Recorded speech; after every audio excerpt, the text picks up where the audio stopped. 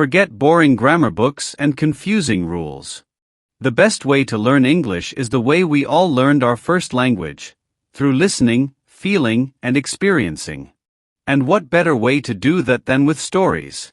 In today's story, you'll experience a surprising and powerful event. As you follow each step, your brain will naturally pick up vocabulary, sentence rhythm, and real expressions, without even trying. So before we begin, subscribe to our channel, give this video a like, and turn on notifications. We post a new story every day to help you learn English in the most natural way possible. Her name was Sophie, a Canadian traveler. She had just arrived in Washington, D.C. for a short trip. It wasn't part of her original plan, but she had found a cheap flight and thought, why not? She wanted to see the monuments, the museums, the history. It was her first time in the U.S. capital, and she was full of excitement. It was her second morning in the city. She left her hotel early, wearing comfortable shoes and carrying a small backpack with a water bottle and a notebook. The sky was clear, and the air was just a little cool. Perfect for walking. She took the metro downtown, then started walking toward the National Mall. She had a list: Lincoln Memorial, the Reflecting Pool, the World War II Memorial, and finally the White House. As she approached the streets near the White House, she heard noise. It wasn't traffic. It was something else. Chanting. Drums. Whistles. People's voices, all together, moving through the air like a wave. At first, she thought it was a festival or maybe a parade. But as she turned the corner and stepped closer, she saw them. A large group of people. Marching. Holding signs. Wearing matching shirts. Some with flags. Some with painted faces. And they weren't quiet. They were loud. It was a protest. Sophie froze for a moment. Her brain needed time to catch up. She had never seen a protest in person before. Not like this. She looked around. Police stood on the sides, some on bikes, some behind metal barriers. News cameras pointed toward the crowd. She thought about turning around. But something stopped her. Curiosity.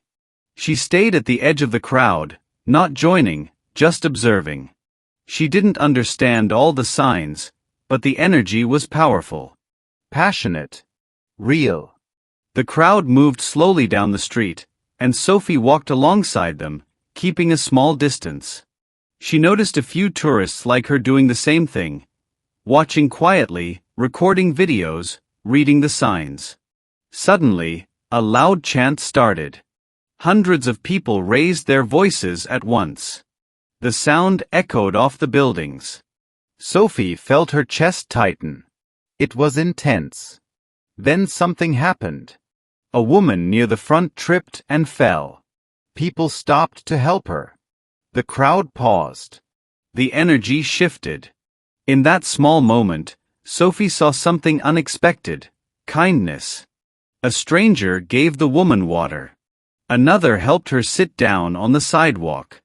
The protest continued, but slower now. Sophie stayed for another 10 minutes, then slowly walked away. Her hands were slightly shaking. Her mind was racing. She didn't know how to feel. She wasn't part of the protest. She didn't even know what the issue was about, not fully. But she had seen something powerful that day. People using their voices. Standing for something. Together. Later, sitting at a small cafe nearby, she opened her notebook and wrote down everything she could remember. Not just the words on the signs, but the emotions in the air. It wasn't what she had planned for her trip. But it was something she would never forget. Look at what you just learned, without even trying. Through this story, your brain picked up sentence patterns, natural expressions, and useful vocabulary. All while feeling the emotion of a real experience. That's what makes learning through stories so powerful. If you enjoyed this video, give it a like, subscribe to our channel, and hit the bell so you never miss a story. And now, Tell us in the comments. Have you ever walked into something unexpected while traveling? We'd love to hear your story. Let's keep learning together, one story at a time. See you in the next one.